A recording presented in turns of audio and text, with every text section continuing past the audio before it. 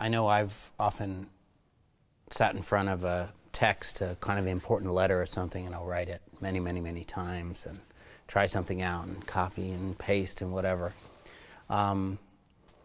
We get used to, with great music, we kind of think that that didn't happen. We know it did, but we just think it somehow couldn't be any other way, and it's kind of set.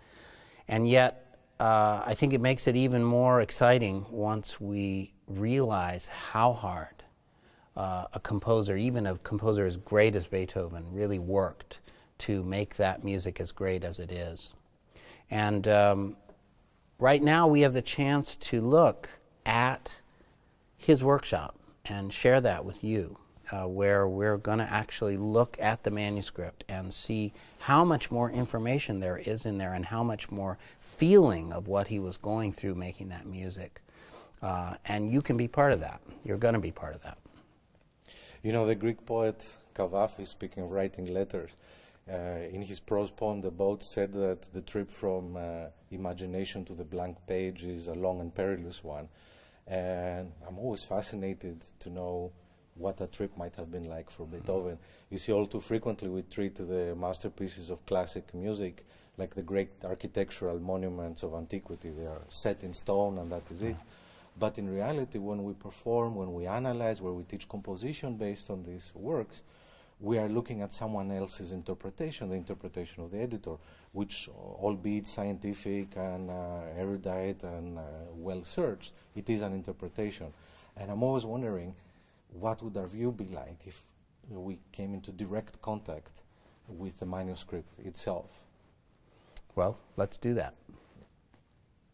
Hello and welcome to Jordan Hall at New England Conservatory, one of the most beautiful performance spaces in Boston. I'm Stratis Minakakis, and I teach theory and composition here at New England Conservatory. Hi, I'm Nick Kitchen. I'm in the Borromeo String Quartet, which is the quartet in residence at the New England Conservatory of Music. We're involved in all kinds of teaching here at the Conservatory. I teach our respective instruments, chamber music, interpretation classes that cover many, many different instruments. We feel very lucky to be part of such a vibrant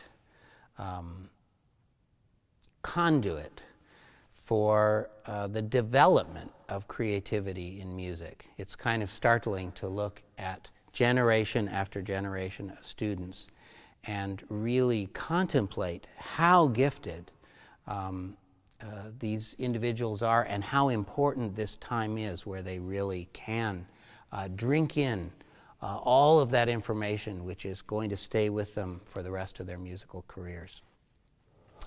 The Borromeo Quartet uses computers to read our music because it allows us to see the complete score. We have a PDF file that's on the computer. We turn the pages with a homemade foot pedal that allows us to have all the parts, all 4 parts in our case, but it could be many more parts. Could be an orchestral score, could be any kind of score. We see all those parts, all of us see all of those parts, and we work on it that way. This has been a profound change in the way that we work. It has also opened the door to studying original manuscripts. It's very ironic that it can be so harmless to an original manuscript to have a PDF made of it, and we can spend hour after hour working directly with a PDF of Beethoven's manuscript or Mozart's manuscript or Bach's manuscript or Schoenberg's or Bartók's, whatever it may be.